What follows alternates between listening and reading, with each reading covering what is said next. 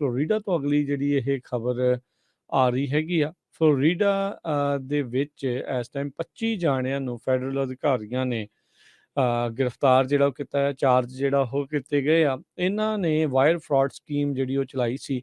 ਇੱਕ ਨਕਲੀ ਇੱਕ ਹਿਸਾਬ ਦੇ ਨਾਲ ਬੋਗਸ ਡਿਪਲੋਮੇ ਜਿਹੜੇ ਆ ਉਹ ਦੇਣੇ ਇਹਨਾਂ ਨੇ ਸ਼ੁਰੂ ਕੀਤੇ ਸੀ।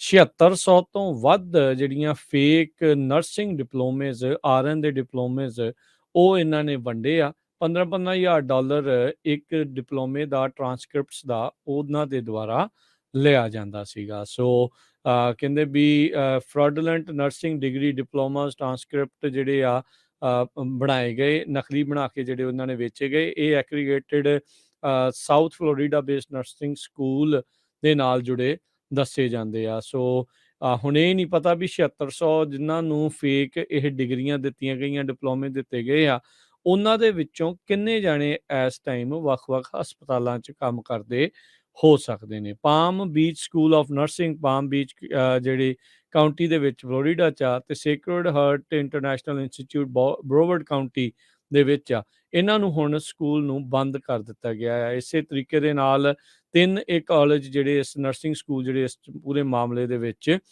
ਫਸੇ ਸੀਗੇ।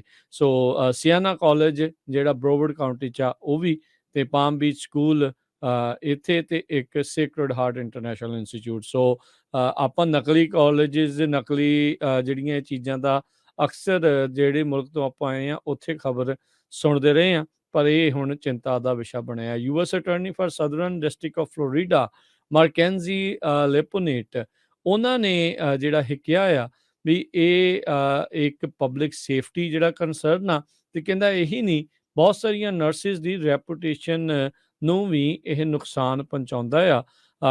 ਵੀ ਕਿਸ ਤਰੀਕੇ ਦੇ ਨਾਲ ਜਿਨ੍ਹਾਂ ਨੇ ਸਹੀ ਢੰਗ ਦੇ ਨਾਲ ਪ੍ਰੋਫੈਸ਼ਨਲ ਤਰੀਕੇ ਦੇ ਨਾਲ ਲਾਇਸੈਂਸ obtain ਕੀਤੇ ਆ, ਤੇ ਇਹ ਨਕਲੀ ਲਾਇਸੈਂਸ ਲੈ ਕੇ ਉਹ ਸਾਰੇ ਵਿਸ਼ਵਾਸ ਨੂੰ ਤਾਰ-ਤਾਰ ਜਿਹੜਾ ਉਹ ਕਰ ਰਹੇ ਹੈਗੇ ਆ।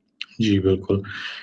ਅਗਲੀ ਖਬਰ ਵੱਲ ਚਲੀਏ। US ਨੇ ਆਲਰੇਡੀ ਯੂਕਰੇਨ ਨੂੰ ਐਬਰਾਮਸ ਦੇ ਜੋ ਟੈਂਕ ਹੈਗੇ ਆ ਉਹ ਆਲਰੇਡੀ ਭੇਜਣੇ ਸ਼ੁਰੂ ਕਰ ਦਿੱਤੇ ਆ। ਐਡਵਾਂਸਡ ਐਬਰਾਮਸ M1A2 ਵਰਸ਼ਨ ਜੋ ਆ ਟੈਂਕਸ ਦਾ, ਉਹ ਬੜੇ ਸਫਿਸਟੀਕੇਟਡ ਆ।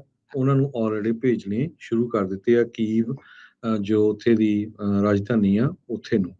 ਤੇ 31 ਦੇ ਕਰੀਬ ਜੋ ਟੈਂਕ ਆ ਉਹ ਭੇਜੇ ਜਾਣਗੇ।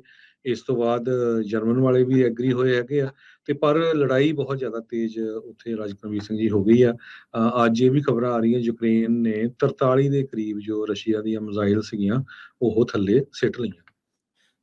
ਉਧਰ ਆਪਣੇ ਗੁਆਂਢੀ ਮੁਲਕ ਕੈਨੇਡਾ ਨੇ ਵੀ ਕਿਹਾ ਆ, ਉਹ ਵੀ 3-4 ਬੈਟਲ ਰੈਡੀ, ਯਾਨੀ ਕਿ ਜਿੱਦਾਂ ਅਮਰੀਕਾ ਦੇ ਟੈਂਕਾਂ ਨੂੰ ਉੱਥੇ ਜਾ ਕੇ ਤਿਆਰ ਕਰਨ ਦੇ ਵਿੱਚ ਕੁਛ ਮਹੀਨੇ ਲੱਗ ਸਕਦੇ ਆ, ਇੱਦਾਂ ਹੀ ਜਰਮਨੀ ਵਾਲੇ ਜਿਹੜੇ ਟੈਂਕ ਉੱਥੇ ਪਹੁੰਚਣੇ ਉਸ ਨੂੰ ਕੁਛ ਮਹੀਨੇ ਲੱਗਣਗੇ। ਲੈਪਰਡ 2 ਟੈਂਕ ਕੈਨੇਡਾ ਵਾਲੇ ਜਿਹੜੇ ਬੈਟਲ ਰੈਡੀ ਦੱਸੇ ਜਾਂਦੇ ਆ, ਉਹ ਯੂਕਰੇਨ ਨੂੰ ਘੱਲਣ ਜਾ ਰਹੇ ਹੈਗੇ ਆ। ਸੋ ਇਹਦੇ ਨਾਲ ਯੂਕਰੇਨ ਦੇ ਵਿੱਚ ਜਿਹੜਾ ਹਰਜੋਤ ਸਿੰਘ ਜੀ ਉਹਨਾਂ ਨੂੰ ਰੂਸ ਦੇ ਨਾਲ ਲੜਨ ਦੇ ਵਿੱਚ ਮਜ਼ਬੂਤੀ ਜਿਹੜੀ ਮਿਲੂਗੀ।